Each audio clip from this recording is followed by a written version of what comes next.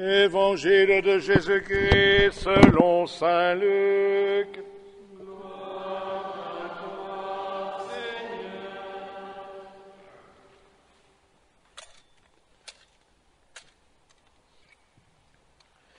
Le peuple venu auprès de Jean-Baptiste était en attente, et tous se demandaient en eux-mêmes si Jean n'était pas le Messie.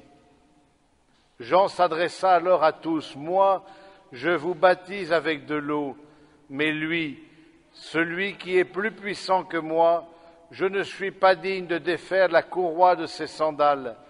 Lui vous baptisera dans l'Esprit Saint et dans le feu. » Comme tout le peuple se faisait baptiser et que Jésus priait après avoir été baptisé lui aussi, alors le ciel s'ouvrit. L'Esprit Saint descendit sur Jésus sous une apparence corporelle comme une colombe.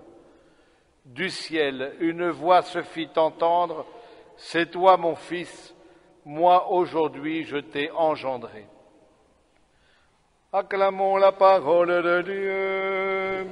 Louange à toi, Seigneur Jésus.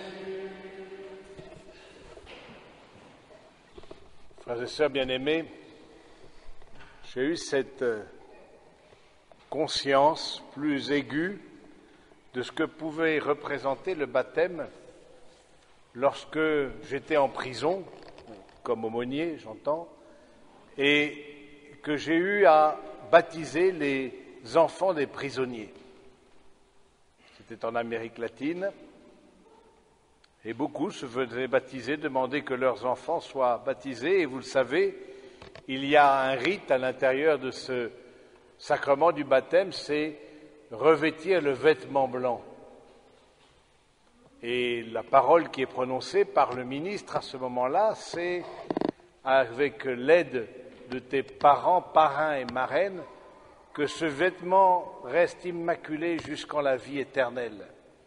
Et quand vous regardiez le parrain, dans tous les sens du terme, parce que beaucoup de ceux qui étaient là venaient des quartiers très marginaux, de là où on était, à Paraná, en Argentine, la marraine, les parents eux-mêmes très très pauvres, vous dites, mais heureusement qu'on a la liturgie pour nous rappeler la grandeur et la beauté de la personne humaine.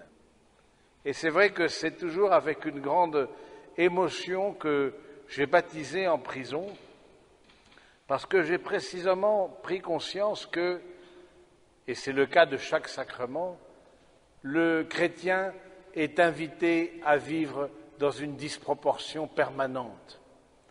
Une disproportion, je veux dire par là, il n'y a pas de commune mesure entre ce que nous sommes et ce à quoi nous sommes appelés. Il n'y a pas de commune mesure entre ces personnes venant des bidonvilles et dont un des membres de la famille était en prison, c'était le frère, c'était le père, c'était la mère, j'étais aumônier des prisons de femmes aussi. Pas de commune mesure entre cette fragilité humaine, cette foi à peine balbutiante, et puis la grâce de Dieu qui se donne. Tu es mon Fils bien-aimé, en toi j'ai mis toute ma complaisance. Et ces baptêmes étaient à chaque fois l'occasion d'approfondir cette dimension de la vie chrétienne qui est valable pour nous-mêmes, même si nous avons moins cette conscience de pauvreté, parce que notre éducation, parce que notre formation intellectuelle font que, eh bien, on s'en sort un peu mieux que ceux qui sont dans les bidonvilles. Il n'en demeure pas moins qu'il y a cette grâce particulière qui est donnée et que chacun est appelé, et c'est le cas aussi dans l'Eucharistie, c'est le cas dans le sacrement du mariage, c'est le cas dans le sacrement de l'ordre, à vivre quelque chose de plus grand que ce qu'il n'est humainement capable de vivre. Oui, la disproportion comme le lieu du miracle.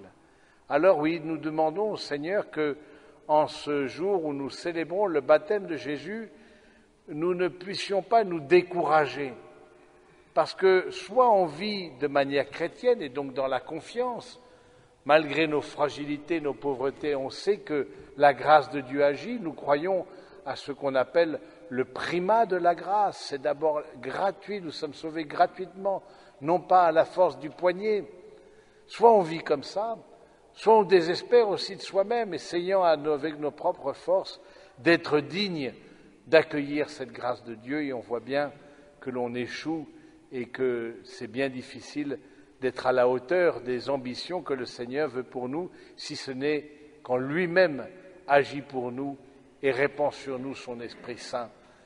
Aujourd'hui, à travers ce baptême, je crois que c'est important de nous rappeler ce mode de fonctionnement de notre vie chrétienne habituelle.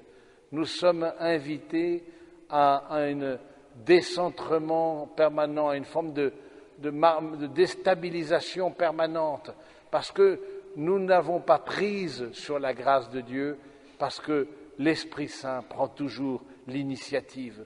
Pas facile de fonctionner comme ça. On aimerait tellement une vie où tout soit bien cadré, où il y ait une proportion entre ce que nous faisons, les actes que nous posons, et puis la vie éternelle et la grâce de Dieu, que tout soit bien, voilà, dans des cases. Et non, le Seigneur nous appelle avec le baptême, mais c'est le vrai pour chaque sacrement, nous appelle à une très grande confiance et un très grand abandon.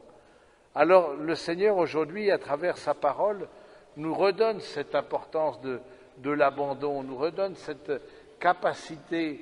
Voici mon serviteur que je soutiens, mon élu en qui j'ai mis toute ma joie. C'est le livre d'Isaïe. Bien sûr que c'est déjà la prophétie qui peut s'appliquer à Jésus, mais qui peut s'appliquer à chacun d'entre nous. À travers le baptême, nous avons cette certitude intérieure dans la foi, que nous sommes habités. On appelle ça en théologie l'inhabitation de la présence de Dieu, de la Trinité en nous. Nous portons en nous-mêmes plus grand que nous-mêmes. C'est pour ça qu'il est important de faire baptiser les petits-enfants, parce que précisément, nous avons la certitude que la grâce de Dieu commence à agir en eux, dans leur cœur, alors qu'ils ne sont que nourrissons ou petits-enfants, ou ils ne savent même pas parler, mais que cette grâce de Dieu, c'est le plus beau cadeau que l'on peut leur faire. On voit parfois des parents, mais mal éclairés certainement, qui diraient, voilà, laissons-le choisir plus tard, ne le forçons pas, dans une éducation chrétienne, pourquoi il ne serait pas bouddhiste, pourquoi il ne serait pas sans religion, voilà, pourquoi pas. C'est comme ce couple de Belges qui dirait, écoutez, non, on ne va pas lui enseigner une langue, il choisira plus tard s'il veut parler flamand ou wallon. On voit bien la difficulté de la chose, parce que l'éducation, précisément, c'est faire rentrer dans un chemin. L'éducation, c'est faire rentrer dans une finalité. Et les parents, parce qu'ils prennent conscience que la vie spirituelle est un grand don, eh bien, dès petits, ils veulent donner cette grâce à leur enfant. Oui, comme c'est important, frères et sœurs, que nous soyons soutenus et convaincus de ce soutien. Voici mon serviteur que je soutiens. Oui, ce soutien, nous pouvons y avoir accès grâce au baptême en permanence. Je suis avec vous tous les jours, jusqu'à la fin du monde. C'est par ce baptême, par cette présence, que chacun va pouvoir puiser au fond de soi lui-même, parce que Dieu est plus intime à nous-mêmes que nous-mêmes, nous le sommes. Chacun va pouvoir puiser le courage, chacun va pouvoir puiser l'espérance, la capacité de marcher, la capacité de continuer, alors que les vents sont contraires et que les circonstances sont difficiles. C'est le baptême qui nous donne cette capacité d'aimer d'une capacité plus forte que simplement notre psychologie est capable. Ce n'est pas une simple générosité, c'est une charité à la manière du Christ. Et ça nous est donné. À nous ensuite de l'exercer, parce que si la grâce est gratuite, comme son nom l'indique, elle est gratuite, mais pour que nous puissions aussi nous-mêmes prendre possession de cette grâce quelque part et puis la cultiver. Cette semence qui tombe en terre, eh bien, elle vient de Dieu, mais à nous aussi de lui faire porter du fruit. Frères et sœurs bien-aimés, comme nous demandons au Seigneur toujours cette grâce, nous terminons ce temps de Noël où nous avons vu un Dieu qui s'est fait proche, un Dieu qui a pris notre propre humanité, un Dieu qui est proche de ceux qui n'ont pas de soutien, parce que en dehors de lui, parce qu'il veut être le soutien de chacun. Demandons à la Vierge Marie, cette grande figure du temps de Noël, cette grande figure chrétienne, demandons à la Vierge Marie qu'elle nous soutienne, elle qui a été, pour ainsi dire, baptisée au moment de cette conception de l'enfant Dieu dans son sein. Eh bien oui, au moment de l'Annonciation, elle a reçu ce baptême, cette présence, pour pouvoir en vivre. Le chrétien, c'est celui qui a un certain regard sur les choses et les personnes, pas un regard simplement psychologique, naturel, mais un regard surnaturel, parce qu'il est habité par quelqu'un, par une présence. Demandons à la Vierge Marie qu'elle nous aide dans ce chemin. Amen.